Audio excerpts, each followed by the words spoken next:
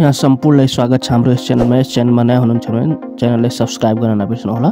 आजको यस भिडियो मैले चाहिँ समसामयिक घटनाक्रम यो 2082 चाहिँ पुससम्मको चाहिँ समसामयिक घटनाक्रमहरू लिएर आएको छु, जुन आउँदै गरेको अन्य कम्पिटेटिभ इक्जामको लागि एकदमै महत्त्वपूर्ण रहेको छ।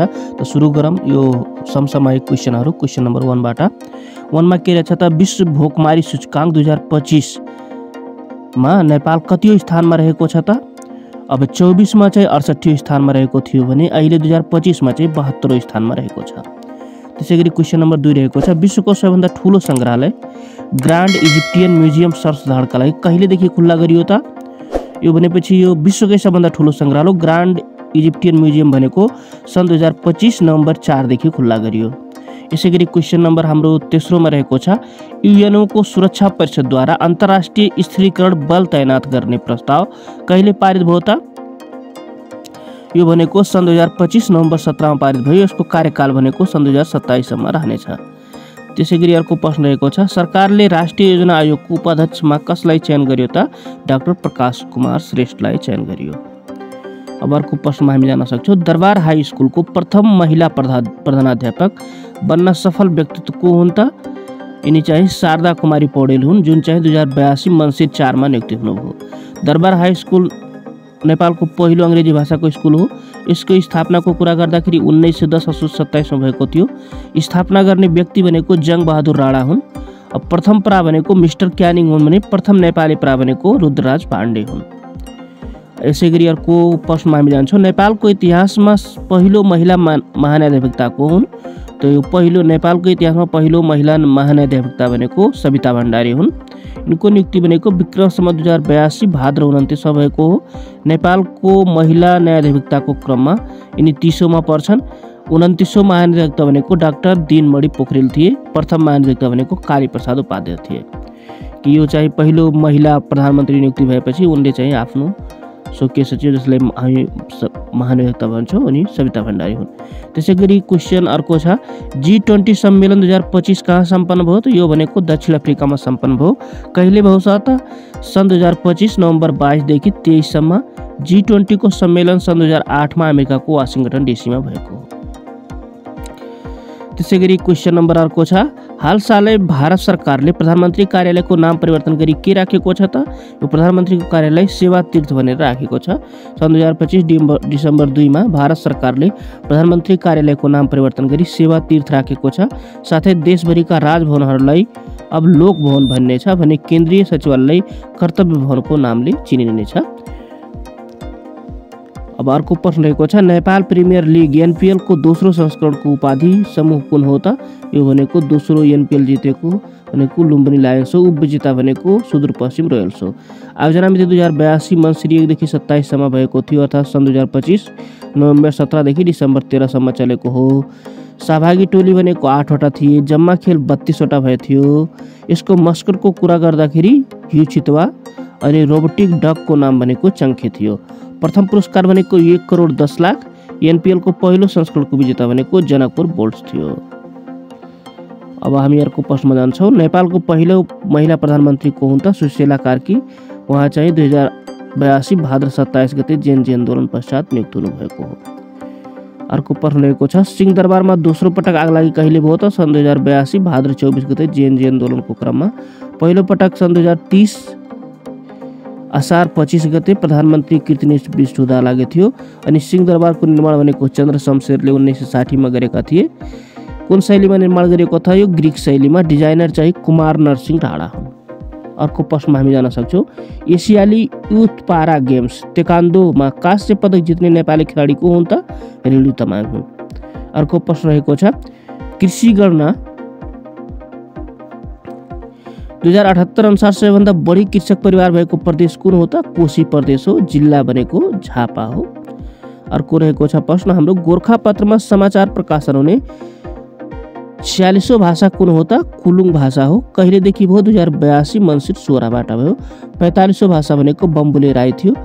अनि गोरखापत्रको प्रकाशनको कुरा गर्दाखेरि 1958 वैशाख 24 गतेदेखि प्रधानमन्त्री देव शमशारको पालाबाट भएको हो। नेपाल राष्ट्रिय बैंकको हालको गभर्नर भनेको प्राध्यापक डाक्टर विश्वनाथ पौडेल हुन्। यिनको नियुक्ति भनेको विक्रम सम्वत 2082 जेठ 6 मा भएको हो। अब सन् 2025 मा केही सूचकाङ्कहरू रहेको छ। विश्व शान्ति सूचकाङ्क 2025 मा नेपाल चाहिँ क्षेत्रीय स्थानमा रहेको छ। पहिलोमा आइसल्यान्ड छ, अन्तिममा रुस रहेको छ। दक्षिणी श्रेणीमा पहिलोमा भुटान रहेको छ। भोकमरी सूचकाङ्क 2025 मा नेपाल 72औं स्थानमा रहेको छ। आर्थिक स्वतन्त्रता सूचकाङ्कमा नेपाल 131औं स्थानमा रहेको छ। हेनली पासपोर्ट सूचकाङ्क 2025 मा नेपाल 101औं स्थानमा रहेको छ। त्यसैगरी मानव विकास सूचकाङ्क 2025 मा नेपाल 145औं स्थानमा रहेको छ। विश्व खुशी सूचकाङ्कमा 92औं स्थानमा रहेको छ। पहिलो फिनल्यान्ड हो, अन्तिम चाहिँ अफगानिस्तान हो। त्यसैगरी जलवायु परिवर्तन जोखिम सूचकाङ्क 2025 मा नेपाल 69औं स्थानमा रहेको छ। अनि भ्रष्टाचार सूचकाङ्क 2025 मा नेपाल 107औं स्थानमा रहेको छ। अब यहाँ चाहिँ नेपाल सरकारले कतारलाई चाहिँ अब 2टा हात्ती उपहार दिएको छ। यो भनेको कहिले हो भने विक्रम सम्वत 2082 पुस 2 गते, यो सन् 2025 डिसेम्बर 17 मा हो। प्रदान गरिएका 2 हात्तीको नाम भनेको रुद्रकरी र खगेन प्रसाद हुन्। उक्त हात्तीसँगै 1 जना पशु चिकित्सक र 2 जना माहुती पनि पठाइएको छ। ती 2 हात्तीलाई सौराहाको हात्ती प्रजनन तथा तालिम केन्द्रमा जन्मेर हुर्केका थिए। अब नेपालमा साक्षर घोषित जिल्लाको कुरा गर्दाखेरि अहिले 68 पुगेका छन्। 68औं साक्षर जिल्ला भनेको कालीकोट हो, जुन 2082 असोज 9 मा भयो। पहिलो साक्षर जिल्ला भनेको सिन्धुपाल्चोक, पहिलो पूर्ण साक्षर भनेको ललितपुर, पहिलो साक्षर नगरपालिका भनेको तानसेन भएको। अब पछिल्ला साक्षर जिल्लाहरू 63औं मा डोटी 2080 जेठ 30 मा 32 मा भयो।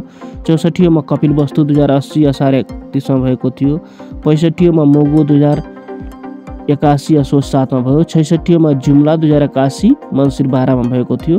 त्यसैगरी 2067औं मा हुम्ला 2082 जेठ 9 मा भयो। अनि 68औं मा कालीकोट 2082 असोज 9 मा भएको हो। अर्को प्रश्नतिर हामी जान्छौँ। फिफा विश्वकप 2026 कहिलेबाट सुरु हुने भएको छ त? यो फिफा विश्वकप 2026 भनेको जुन 11 देखि जुलाई 18 सम्म सुरु हुने भएको छ। यसमा सहभागी टोली जम्मा 48 हुन्छन्।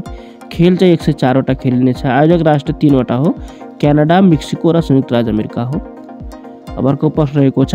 विक्रम सम्वत 2082 मा मनाइएको बुद्ध जयन्ती कतिऔं बुद्ध जयन्ती हो त? यो भनेको 2569 बुद्ध जयन्ती हो। बुद्ध जयन्ती वैशाख शुक्ल पूर्णिमाका दिन मनाइन्छ। त्यसैगरी प्रथम फिफा शान्ति पुरस्कार 2025 कसलाई प्रदान गरियो त? अमेरिकी राष्ट्रपति डोनाल्ड ट्रम्पलाई प्रदान गरियो। त्यसैगरी अर्को प्रश्न रहेको छ। थाइल्यान्डमा 300 वर्ष यताकै ठुलो वर्षा कहिले भयो त? सन् 2025 नोभेम्बर 11 मा भयो। अर्को प्रश्न रहेको छ हाम्रो। गोरखापत्र एकाडेमीको स्थापना कहिले भयो त? विक्रम सम्वत 2082 मन्सिर 12 मा भयो। अर्को प्रश्न रहेको छ हाम्रो। The voice of Nepal season 6 को विजेता प्रतिभा को हुन् त? प्रोसेस पाण्डे हुन्। अर्को प्रश्न रहेको छ। सन् 2025 डिसेम्बरमा घोषित फिफा वर्ष खेलाडी को हुन् त? पुरुष तरफ चाहिँ ओस्मान डिम्बाले फ्रान्सका हुन् भने महिला तरफ आइताना बोनमती स्पेनका हुन्। अर्को प्रश्न रहेको छ।